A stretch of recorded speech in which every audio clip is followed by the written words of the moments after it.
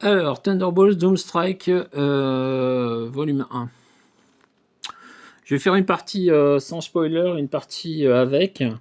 Je vais commencer donc par la partie sans spoiler, et quand je vais attaquer les spoilers, je vous dirai qu'on va parler spoiler.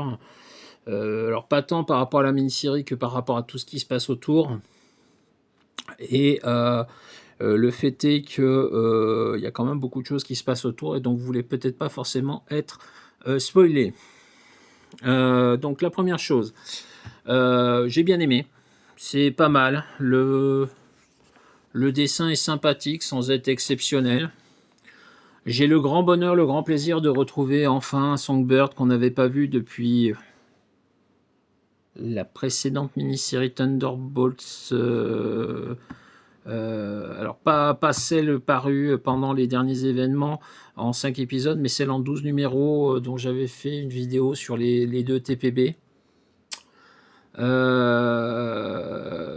Franchement, elle me manquait. Franchement, elle me manquait. Je suis content de la retrouver. J'espère qu'on la reverra régulièrement dans les comics. Ça, c'est le plus majeur. Pour moi, Melissa Songbird, c'est le personnage qui a eu l'évolution la plus intéressante sur tout le run de Busiek Nisheza à l'époque. Et franchement, bon, ça a été un peu gâché après, mais le personnage reste quand même assez intéressant. Et on est sur quelqu'un qui présente un intérêt de lecture dans son voyage de développement de personnage. Donc le dessin est pas mal, l'histoire est assez intéressante.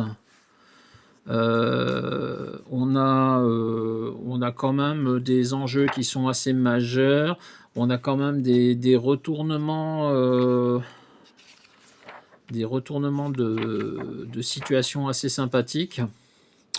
Et franchement, moi je vous la recommande. Je vais m'arrêter là pour la partie sans spoiler parce que j'ai bien conscience de ne pas dire grand chose, mais là, si je veux développer un peu mes propos, il faut quand même que je puisse être open sur ce qui se passe dans la série. Donc à partir de là, c'est spoiler free.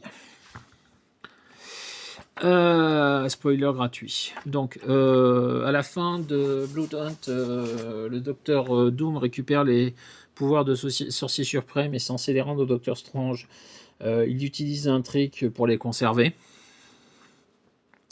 Pendant tout un moment, à la suite de Blood Hunt, on n'a plus de nouvelles de lui, plus trop de nouvelles de lui. Et puis se lance l'événement One World Under Doom, où on découvre qu'en fait il prend le contrôle du monde. Donc on a l'impression que c'est une redite avec le Marvel Graphic Novel Emperor Doom qui date d'il y a 40 ans. Mais c'est un poil différent et un poil plus subtil et un poil plus intéressant pour ce que j'ai pu en lire. Là, au niveau uniquement de ce qui se passe au niveau de la mini-série, la situation qui se présente oblige les Thunderbolts à faire une mission. Les Thunderbolts, enfin, l'équipe qui s'appelle Thunderbolt dans cette série, parce que ça n'est toujours pas mes Thunderbolts, encore une fois, à faire une mission suicide pour sauver le monde. Le problème, c'est que la mission suicide est réussie, mais que au final, Doom utilise plus ou moins les médias, ses pouvoirs, on ne sait pas trop, pour faire voir que en fait c'était une attaque terroriste contre son pouvoir et donc la paix dans le monde, puisqu'il offre la paix dans le monde à tout le monde, sous réserve d'accepter que ce soit lui le maître du monde. Voilà.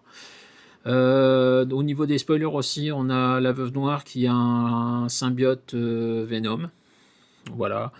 Bon, donc ça aussi, ça fait partie des choses qu'il faut que je rattrape au niveau de la série Venom. Partant de tout ça, encore une fois, j'ai pas tout l'événement One World Under Doom sous la main. Je le dirai quand il sera en VF, je pense. Je vais pas m'embêter à le lire en VO. Encore que ça me titille, mais non, parce que déjà j'ai plusieurs mois de retard, et puis le temps que ça sorte, autant que je récupère en VF. Mais ça fait très très envie, sincèrement. Il y a longtemps qu'il y a un crossover qui m'avait pas donné autant envie chez Marvel. Ça me donne même l'espoir que Marvel redevienne bon parce qu'il faut reconnaître ce qui est. Depuis quelques années, c'est pas bon Marvel, mais c'est pas bon de chez pas bon. Là, ça, c'est pas mal. Et l'événement One World Underdome a l'air très très bien. Alors, je vous rappelle quand même, un petit préambule avant d'aller plus loin, que le principal problème que j'ai avec les événements Marvel depuis près de 20 ans, c'est que le soufflet monte, et à la fin, il s'écrase, il retombe comme une merde. Donc, est-ce que ça va pas finir en eau de boudin? On peut le craindre, mais pour le moment, les retours à tous les niveaux sont que ça va de pas mal à très bien. Ce qui est largement au-dessus de tout ce qui a pu être fait ces dernières années au niveau de Marvel. Bon, je vais pas aller plus loin, je vais lire rapidement le tome 2, je relirai peut-être même le numéro 1 à l'occasion. Parce que ça par contre oui, je vais pas attendre d'avoir les 5 pour lire les 5, hein. Non, j'ai vraiment envie de me faire plaisir là-dessus, donc je lirai et je relirai à plaisir chaque numéro. Et vivement la suite, quoi. À tout de suite pour la suite.